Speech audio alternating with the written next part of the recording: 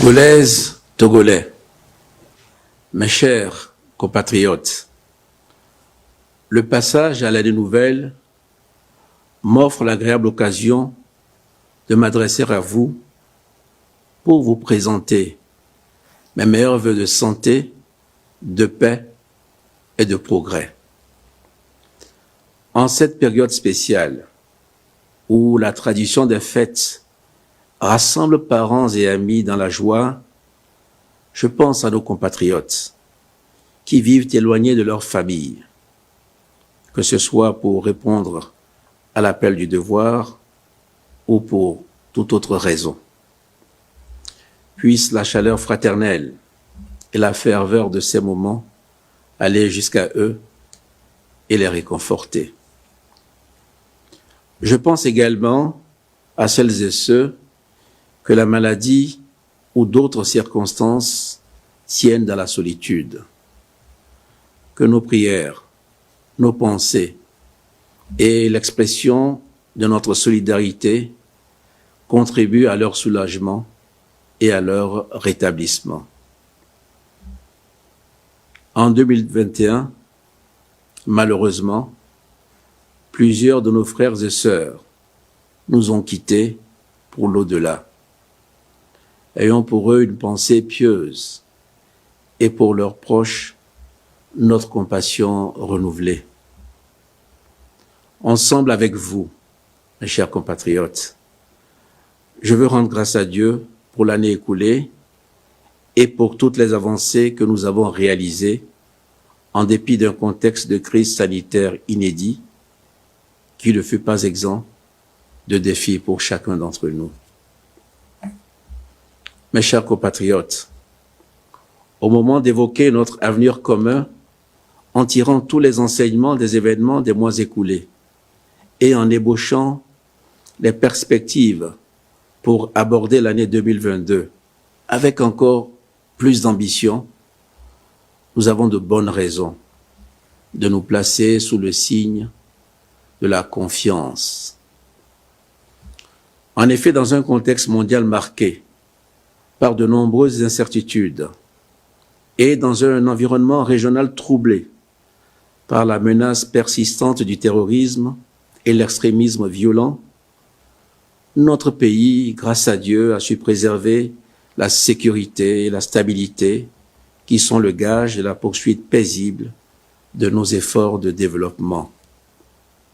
Nous devons insister sur la nécessité d'une claire conscience des enjeux de la paix et de la sécurité pour chacun d'entre nous, car le péril se fait toujours plus pressant.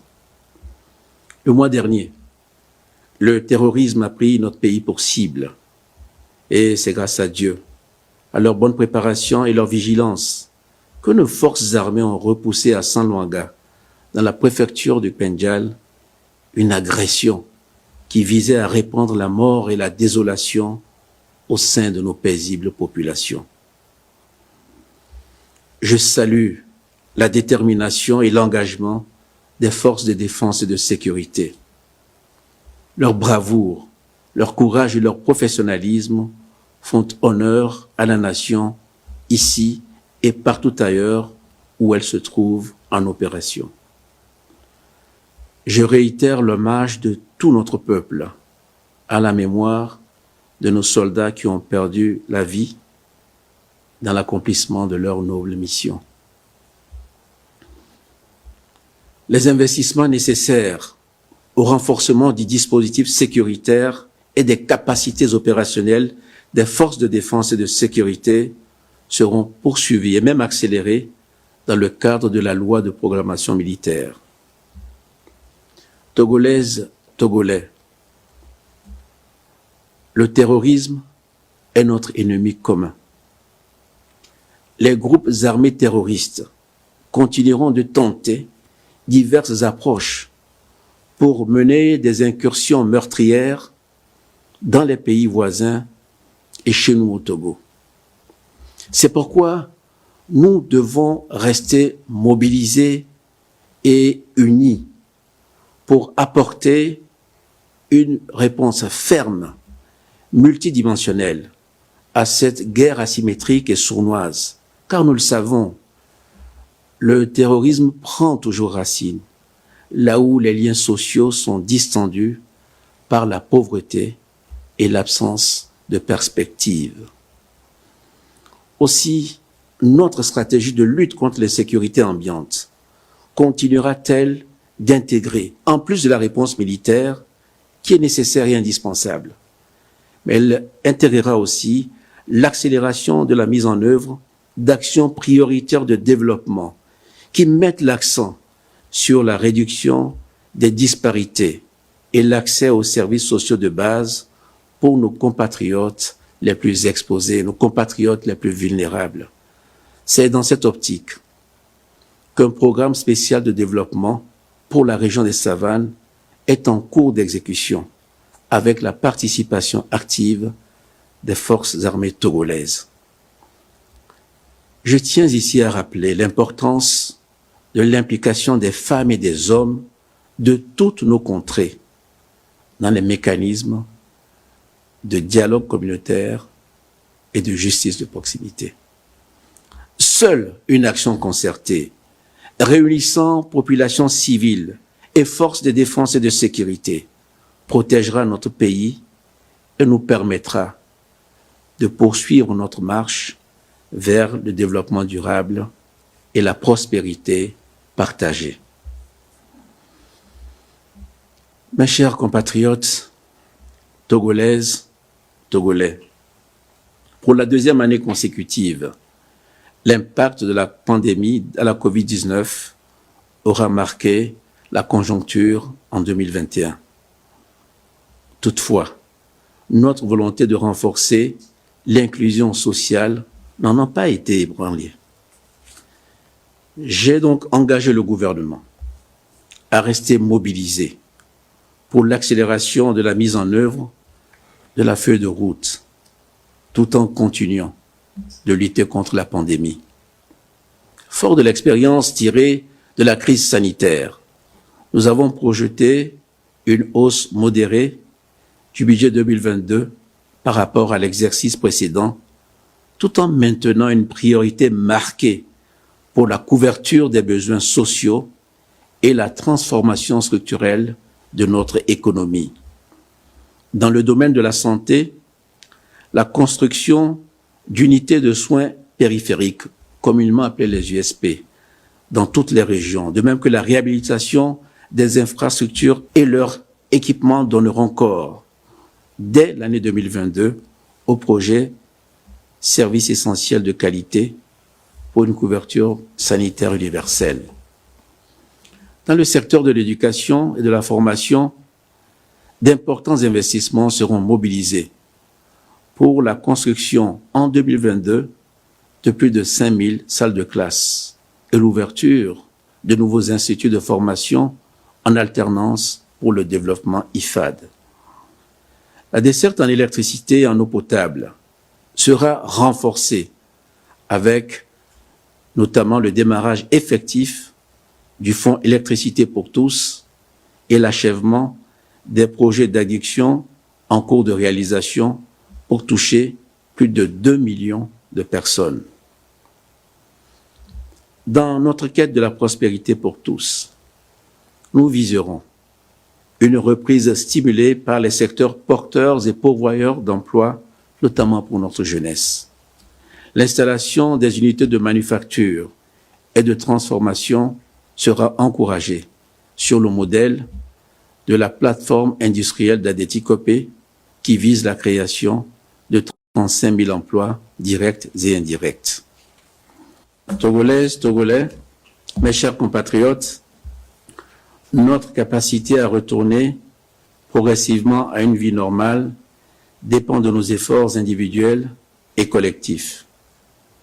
Le gouvernement continuera de prendre les mesures appropriées pour préserver notre pays d'une propagation incontrôlée de la pandémie. Je rends hommage au corps de la santé dans son ensemble, ces femmes et ces hommes qui, depuis la survenue de la crise sanitaire, sont en première ligne pour sauver des vies.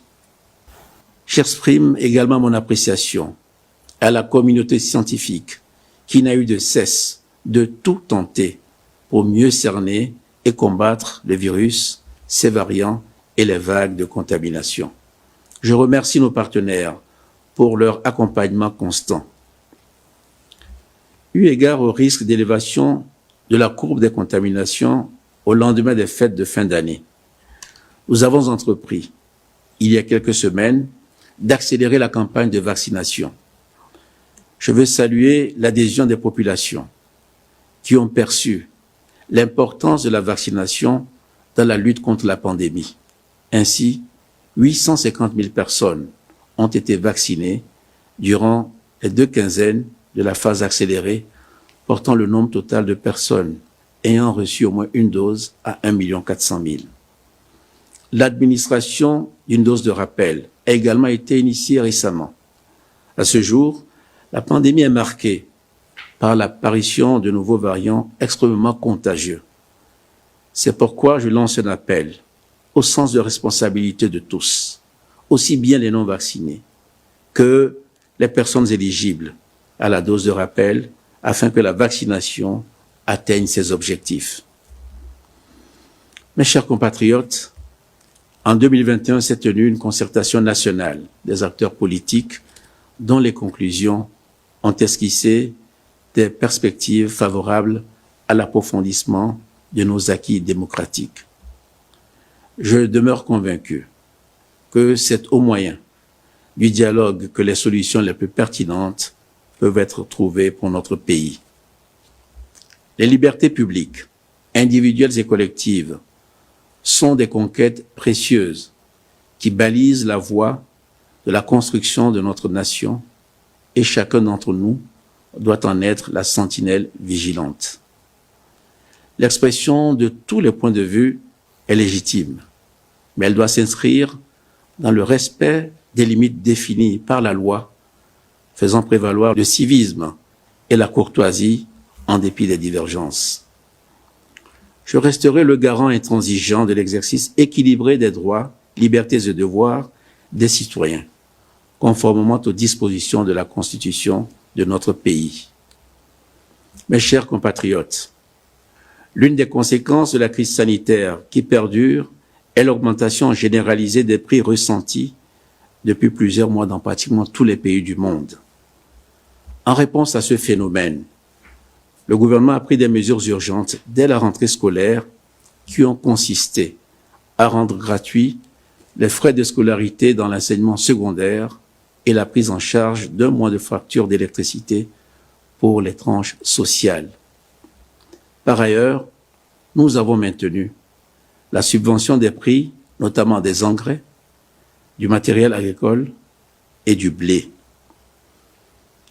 Le gouvernement a poursuivi la réduction des frais de raccordement à l'eau potable pour les ménages les plus vulnérables.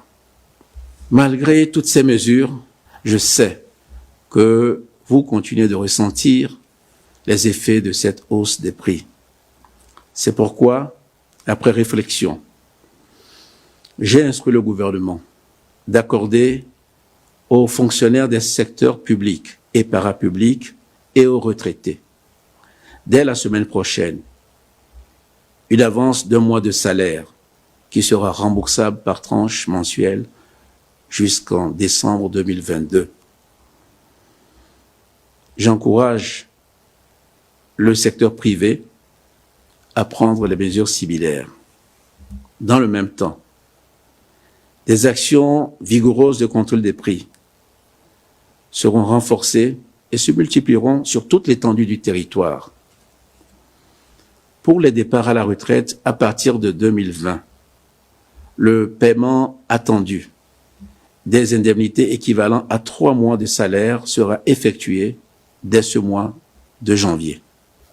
Togolaises, Togolais, sur la voie de notre marche commune, nous continuerons de faire appel aux valeurs inscrites dans le socle de nos traditions. L'assiduité et la persévérance dans l'effort, le courage et la résilience dans l'épreuve, la fraternité et la solidarité en toutes circonstances. en cultivant ces préceptes pour en récolter les fruits au service de notre nation et en transmettre l'essence aux générations suivantes, nous aurons valablement répondu à l'appel de la glorieuse destinée de la terre de nos aïeux. Puisse le Tout-Puissant nous venir en aide. Bonne et heureuse année 2022 à toutes et à tous. Que Dieu bénisse notre cher pays, le Togo.